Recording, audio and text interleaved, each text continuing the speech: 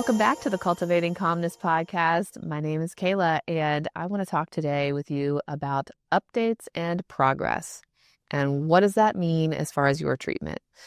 And one of the things that I wanted to give an update on is I've talked about how I have decided to, do what I recommend all of my clients to do, which is to, take my health more seriously and to get some testing done and to look at some of those things and see what needs changed and what I could be doing better. So, diet and exercise were a big part of that. I had found out that I had really low minerals, like way low minerals, like lowest copper that she has seen, and all the minerals that I thought I was probably doing okay on. I actually wasn't. So the last month or so has been me taking specific supplements and working on eating, better, more more well-rounded meals, getting certain nutrients out of meals, and also more frequent meals, which is something I'm not used to, and I'm still getting used to that, where I eat a full meal and then I still feel full when I should be having a snack. Part of that is just slow metabolism and where my body has gotten. And so having that consistent food and that consistent energy will take time.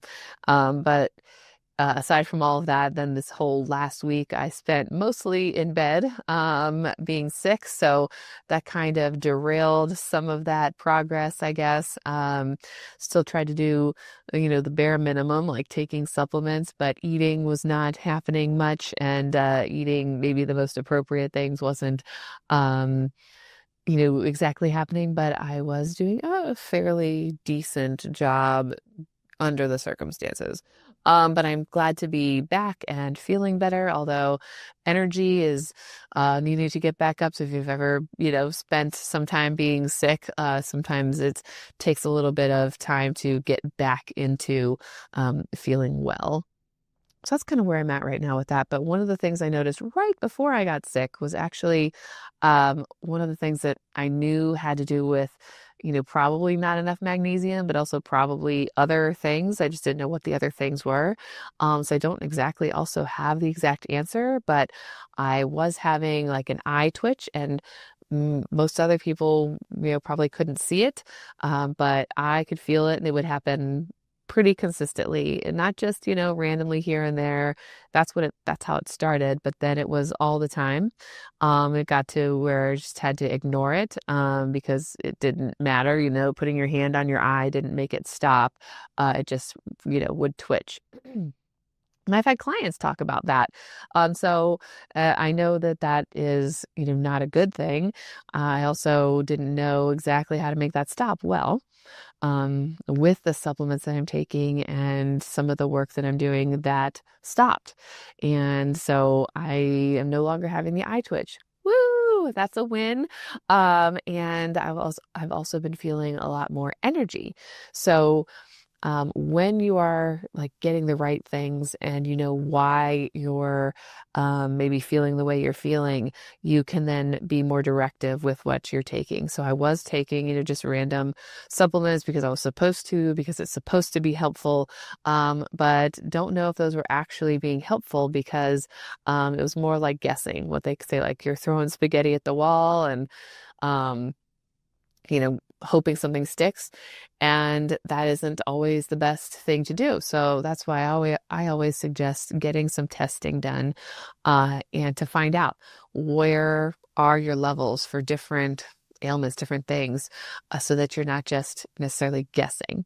So that's the update on me and some of the progress that I've seen so far. And so I'm hopeful that this will continue, and I will continue to see the progress that I want, so that I can go into the next phases of my protocol, which will be to kill off some of the bad stuff that's going on.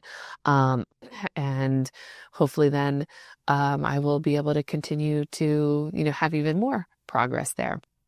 So I say all of that because when it comes to, seeing a therapist, if you're seeing a therapist, like me, or if you're seeing, working with a nutritionist, or you're seeing your doctor, or, whoever you're working with, sometimes, there is testing involved, or there's homework involved. There's things that, you're supposed to be doing on a day-to-day basis, to be able to see the results that you want to see. And I often have to have that conversation with my clients, is that, you know, um, just because we have a conversation here in my office for an hour once a week, if that, oftentimes it's once every other week or every few weeks.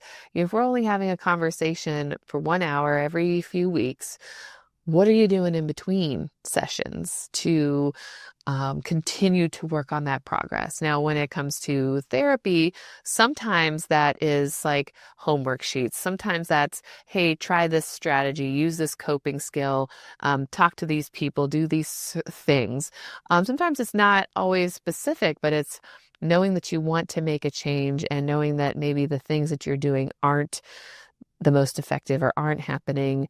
And you're not going to get where you want to go if you aren't making change. So change doesn't happen without change. So if I just wish for it to happen, that's great, but that doesn't mean it's actually going to happen without some kind of effort or work or movement in those areas. Okay.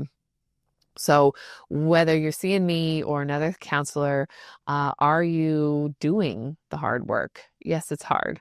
There's certain things that, I'm supposed to be eating and not eating. And, right now I'm really wanting some sugar. I'm really wanting some like cookies, but I'm not going to do that because I am really also wanting to see the results.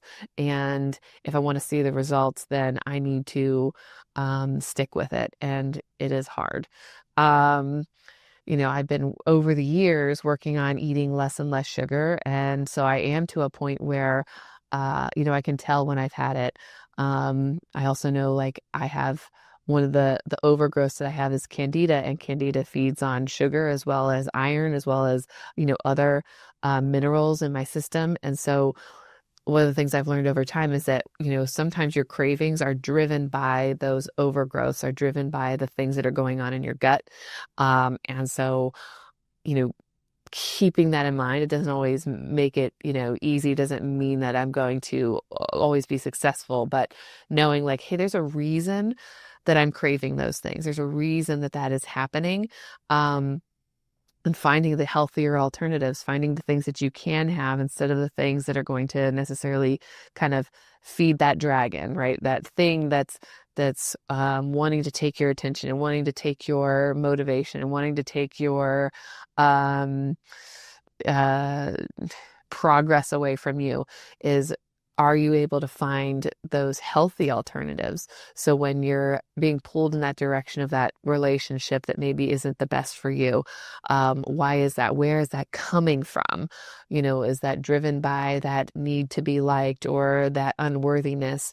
And how do you find that to give that to yourself so that you're not pulled in that direction, so that you're not doing the thing that's not going to be helpful for you? One of my, difficulties is like staying up too late and playing on my phone when I should be doing other things.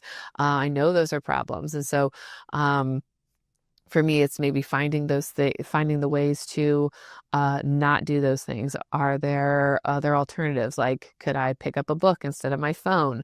Can I force myself to kind of be in bed at a certain time and not turn on the TV versus, and pick up that book instead of picking up the TV or the phone, so that I am like falling asleep at a more reasonable time, so that I am getting the rest that I need and I'm feeling more energized, the next day, instead of dragging and feeling like, I don't want to get out of bed and I just want to keep sleeping. So like there's knowing and then there's doing. So we can know the right thing. We can know I should be doing certain things. And in therapy, we say like, don't should yourself a lot. Well, that's because oftentimes we can use those statements as a way to shame ourselves or make ourselves feel guilty for doing or not doing something.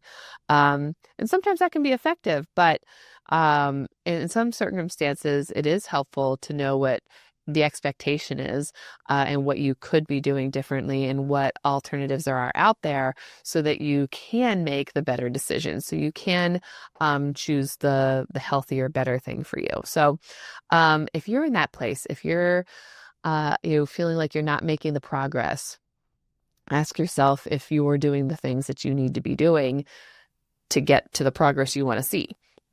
Is it eating healthier? Is it practicing some kind of skill that, I'll do that later, but the later never comes, right? Is it withstanding or withholding from having something despite everybody else around you having it, right? Like a birthday cake. Is it, oh, no, I can't have that right now. Or I don't want to have that right now. I mean, I do, but I don't, right? I do want it. It looks delicious, but I'm going to hold off because there's something better for me out there if I resist that thing. Whatever that thing is, food, exercise, spending time with certain people or away from certain people, certain habits that you have, you name it. It could be whatever it is for you as an individual.